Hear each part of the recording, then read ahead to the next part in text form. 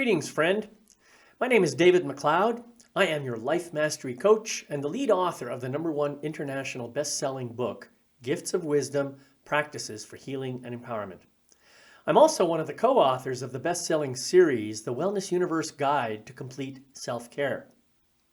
Welcome to Life Mastery Soul Memos, my monthly series designed to help you expand and magnify your life, one simple idea at a time. This is episode 70, and today my topic title is Melting Resistance, Unleashing Flow. We have all been there.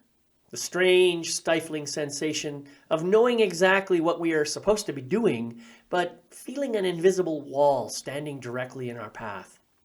You have a project to finish, a conversation to initiate, or perhaps just a simple intention to be more present.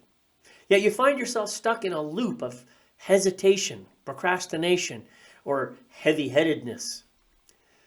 It's one of those universal human experiences, isn't it? We sit there feeling the internal friction of an engine that is revving while the parking brake is firmly engaged. We assume we are just unmotivated or stuck. But the truth is usually much simpler. We are bracing against the natural movement of life. Resistance is a sneaky thing. It rarely announces itself as, "I am afraid." Instead, it disguises itself as perfectionism, busyness, or even a sudden overwhelming need to organize your desk drawers. We spend so much energy holding these positions, trying to protect ourselves from the discomfort of the unknown, that we end up exhausted before we even begin.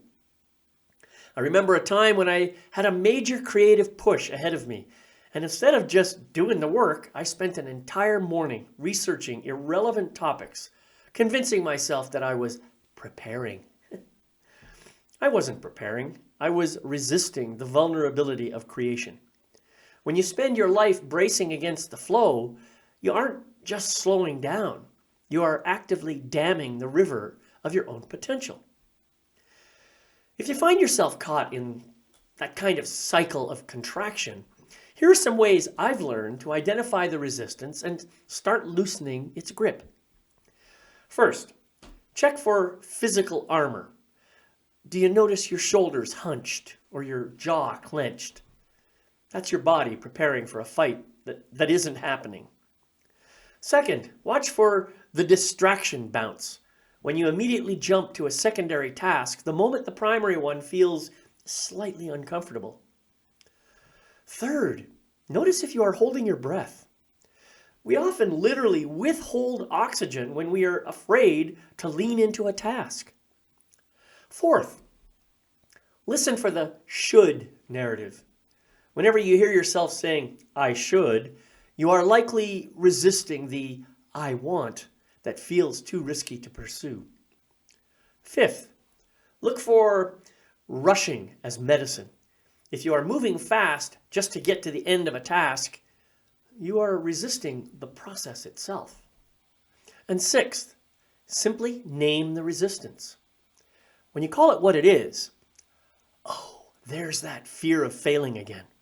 You strip it of its silent power. When we look at the science, the movement of energy isn't just a metaphor. It's a physiological reality.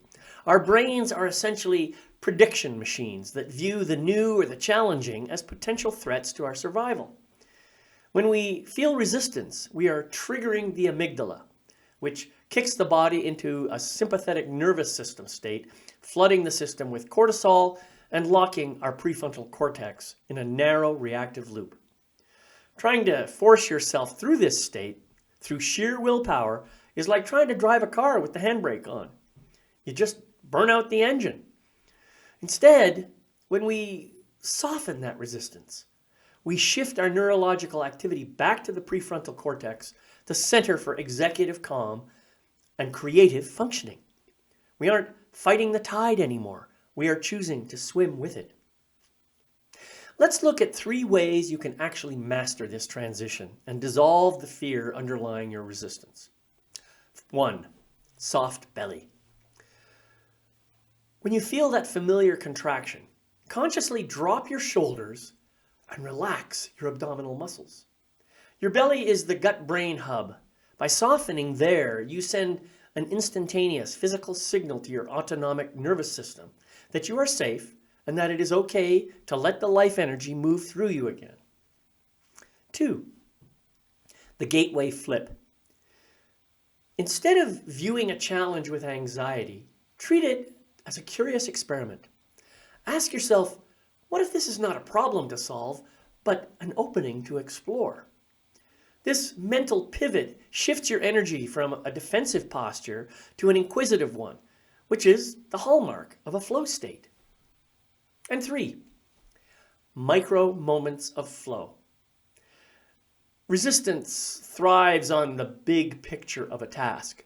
Break your goal down into the smallest possible units of action. Not an hour of work here, but 90 seconds of movement. When you prove to your nervous system that you can engage with the task without being destroyed by it, the fear-based resistance inevitably drops away and a natural rhythm takes over. These simple practices help you stop being a prisoner of your own defensive maneuvers. It's not about being perfectly productive every second of the day. It's about becoming the commander of your own energetic space.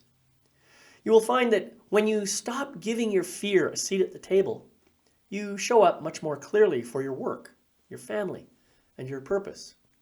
You're no longer putting out your own imaginary fires. You're staying present, agile, and ready for whatever life offers. Ultimately, keep this perspective.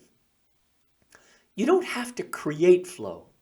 You only have to remove the obstacles that prevent it from moving through you. You are the riverbed, and the energy of life is the water. When you stop trying to build dams, you discover that the current is already moving exactly where it needs to go. So take a breath, let your shoulders drop, and trust that you have everything you need to move with grace.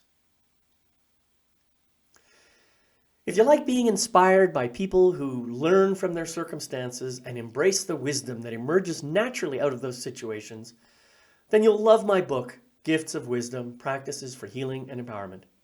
Head over to Amazon right now and grab a copy for yourself. And maybe grab one for a friend as well. Remember, good friend, enlightenment and life mastery go hand in hand, and both require the unhindered movement of energy.